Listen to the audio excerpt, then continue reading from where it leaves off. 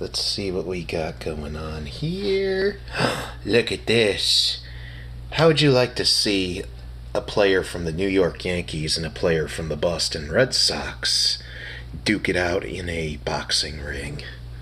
Would that be cool? That would be so cool. A lot of me and a lot of other Yankees fans and a lot of Boston Red Sox fans would definitely pay to see something like that. And look at this. Eddie. And there's two of you. I see one of you is a killer and the other's a trooper. Huh, yeah, you're just hanging out, huh? Hanging out on top of the dresser next to the New York Yankees team robot and a bunch of CDs. Oh, yeah. And Alf and Mario, they're chilling at Old School here on the floor. I think they must have partied hard last night, having an Old School themed party. And Yoda, he's chilling with R2-D2. Yep. And Voltron, yeah, he's defending everything on this shelf with Jack Torrance. Jack, Wendy, I'm not gonna hurt you, Wendy. Hey everybody, what's up? You are kicking it Old School. I am your host, Dr. Old School. I thought I'd go ahead and make another video. Yeah, sure, I am still feeling a little bit blue about putting my daughter back on the plane last week. It's been over a week now, but she's going to be back at Christmas, like I said, and we have a wonderful relationship. I just wanted to make a video. I haven't got any new arcade machines yet, any Old School arcade machines, but hopefully soon Basic Fun and my arcade will start making some.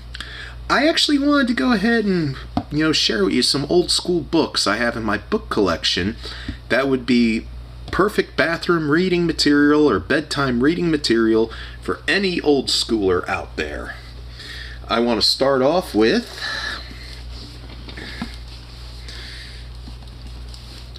He-Man and the Masters of the Universe, the mini comic book collection. Those of you who remember Masters of the Universe action figures from the early 1980s, which also spawned a really cool killer cartoon show that I used to watch every day after school, and later they would spawn a sister TV show and a toy line for girls known as Princess of Power with He-Man's twin sister She-Ra.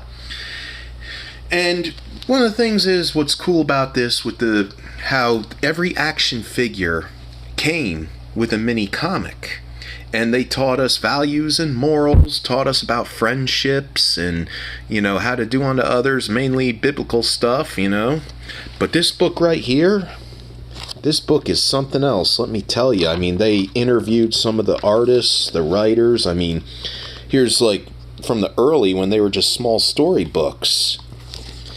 And then, they show you concept art from, early books. Oh, yeah. Perfect reading material for anybody who is a fan of Masters of the Universe like I was when I was a young kid. And then for all you metalheads out there,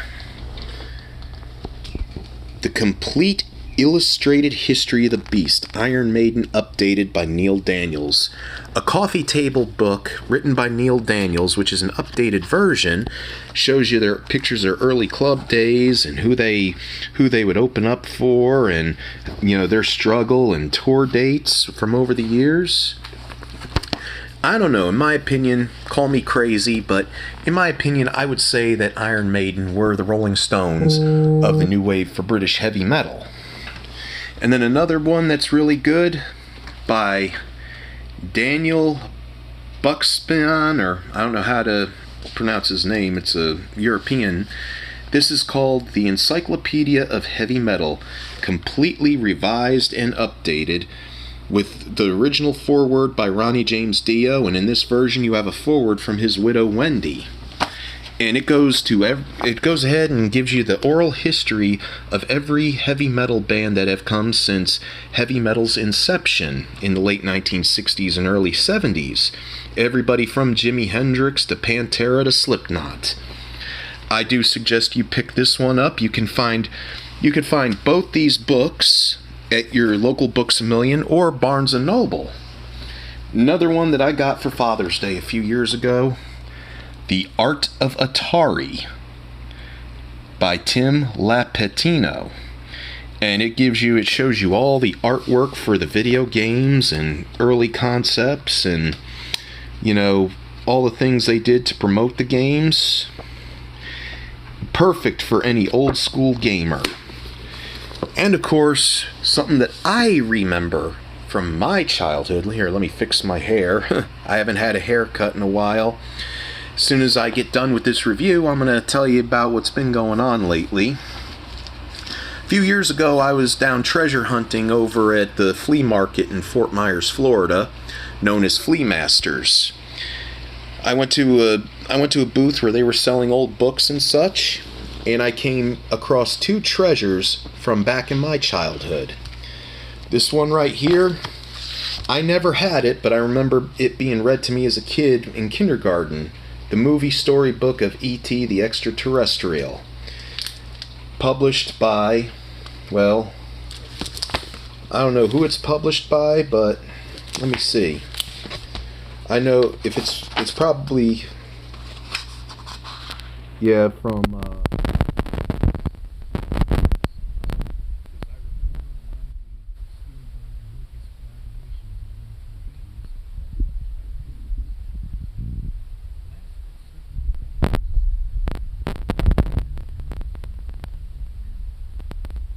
believe it or not, anybody who got into Indiana Jones as a kid back in the 1980s, they will all say the same thing.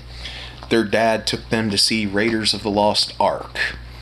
I didn't have that opportunity. I was still very too young to go into movie theaters. But I remember my dad had rented Raiders of the Lost Ark when it came out to video when I was in kindergarten. And the only thing I was interested in when I was, getting video rentals was the latest He-Man and Inspector Gadget cartoons, and whatever good, children's movies were out there. But this was a mile marker right here.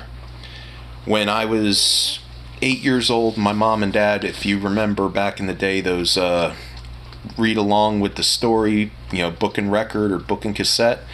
I got this with a cassette. The original 26-page book. It came in a hardcover like this, but they always told the story within 10 to 15 minutes, and then if you wanted to hear the story again, you had to flip the tape over, or if you wanted to hear the rest of the story, you had to flip the record over. But I got the one with the cassette, and it was a milestone for me because it was this story that got me into Indiana Jones, published by Random House. And as I was about to say, a lot of the storybooks that came out based on the movies around the time in the 1980s that Steven Spielberg and George Lucas were, had their hands on with special effects, directing and presenting and producing and such. They went to Random House went ahead and published the storybooks based on the movies, and what was really cool is how they followed. I mean, they even do small biographies on the main characters in this. You got to see everybody, who the main characters are, and I love how they pay attention to detail in these storybooks.